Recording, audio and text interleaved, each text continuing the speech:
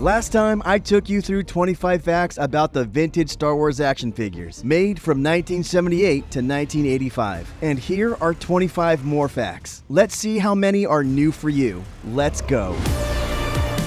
Welcome back to the channel, and if this is your first time and you like vintage toys and getting in-depth info on the history of them, then please subscribe to this channel. Let's start where we left off from last video.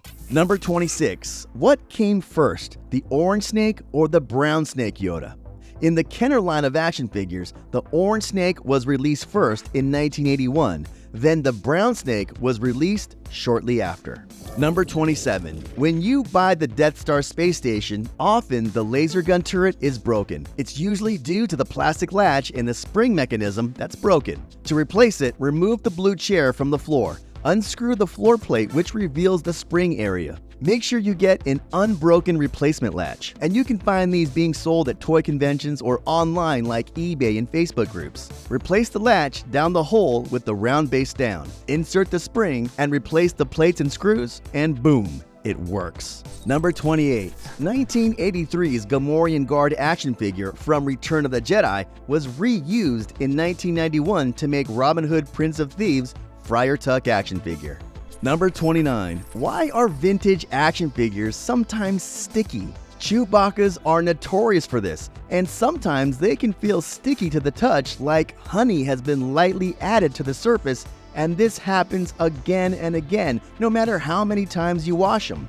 This stickiness just means that the plastic is degrading at a molecular level. And yeah, in thousands of years, all of the plastics in our toys will eventually return to dust, basically. Some just faster than others. Number 30. The 1978 Takara Japan version of C-3PO's Star Wars action figure has a different sculpt and a little more rounded of a face than the other versions released of this golden droid. Number 31. Vintage Star Wars Jawa blasters are usually paired with only Jawas, but other factories paired them with other action figures. In Brazil's Glasslight versions, Leia got a silver one, and Han got a black one. Number 32. Stephen Geddes sculpted the Dagobah action playset and did an amazing job that has made this toy iconic. He also added some hidden features on that playset, including 4 names of family members etched into the sculpt. One of them is his daughter's name, Emily. He also sculpted the Tauntaun action figure, and yes, there is also a hidden name. Now, go find it and let me know in the comments what you find. Number 33. I used to think that the 1978 Luke Skywalker X-Wing pilot figure had a tuft of black hair peeking out of his helmet. A lot of people thought that. That's actually a blast visor tucked up into his helmet. Number 34. Kenner had plans to release a Tarkin action figure in 1986. At least they had this photo in a presentation set up for a toy fair meeting. But when the action figure line ended in 1986, obviously, we never got one. Number 35. The last card back for the Star Wars Kenner vintage toys was the 92 card backs from the Power of the Force. On the 93 card backs, there was supposed to have been a mail-away offer that featured a coin collector's album. That album would have featured 17 coins plus a special coin called the Force coin. That gold coin and the album are prototypes, and this video example shows the only known piece that has survived. Number 36. How many R2-D2s are there in the vintage Star Wars world? First, there's the Solid Dome R2 from 1978, and if you want to get technical, there's the large action figure model, the 1978 radio-controlled version, and the R2-D2 control that came with the 1978 radio-controlled Sonic Landspeeder. But also, the very popular 1978 wind-up toy from Takara Japan. And then there's the Droid Factory version from the 1979 playset, the Sensor Scope R2 from 1982, R2-D2 with pop-up saber from 1985, as well as the Droids cartoon version from 1985 with the pop-up saber. Do you have them all? Number 37. In the spring of 1978, 3 Star Wars action figures were made with double telescoping lightsabers: Luke Skywalker, Darth Vader, and Ben Kenobi. These were only made in the first release of the figures Wave 1 and was quickly discontinued by fall of 1978 for the Christmas season. The 2 reasons why? They were too expensive to make, and the saber tips kept breaking, so a more solid, durable version took its place. Number 38. The first 4 Star Wars action figures to be released were Luke, Leia, Chewie, and R2-D2. This was the early bird set, released in early spring of 1978. Those were the first official mail-away figures. The next mail-away figure was Boba Fett in 1979, and the last, Anakin Skywalker in 1984. Number 39. Why was there never a Slave Leia made in 1983? Lucasfilm often stayed away from controversy, and in the early 80s, the US was a very conservative country, so making that action figure was not family-friendly for kids. Number 40. The Luke Skywalker Jedi Knight action figure from 1983 came with 2 types of capes, a pullover and a button-up. He also came with 2 color sabers, blue and green, and the Palace Blasters could have been gray or brown. Number 41. How many Star Wars action figures were made from 1977 to 1985?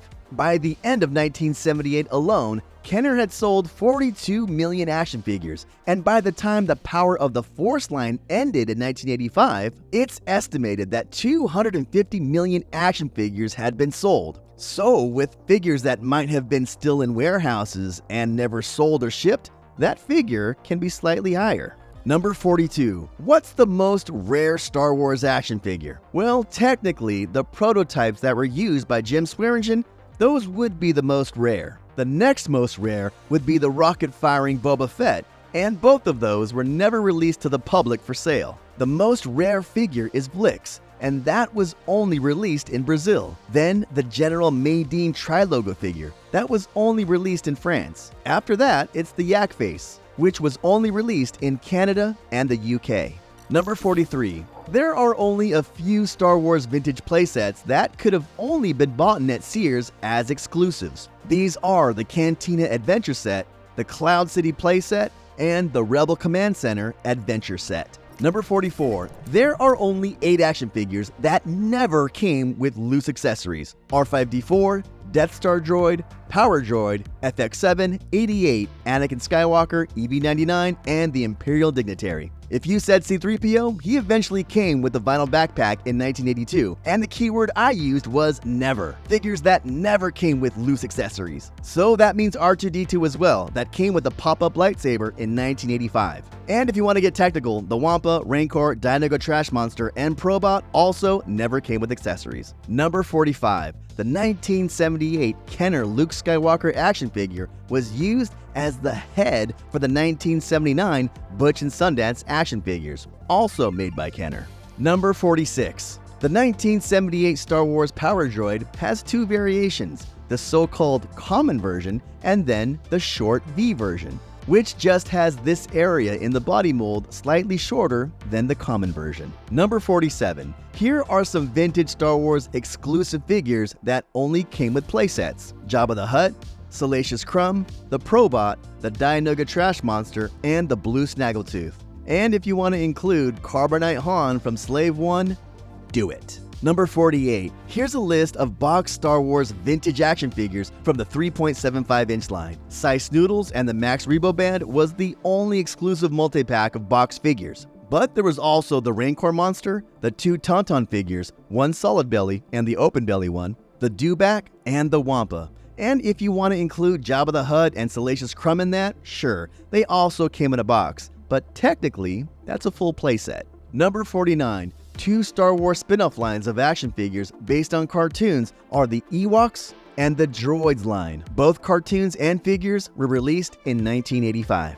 Number 50. There are 12 large-size Star Wars action figures made by Kenner. That line was only released in 1978 and shut down in 1980 due to poor sales because it directly competed with Action Man and G.I. Joe.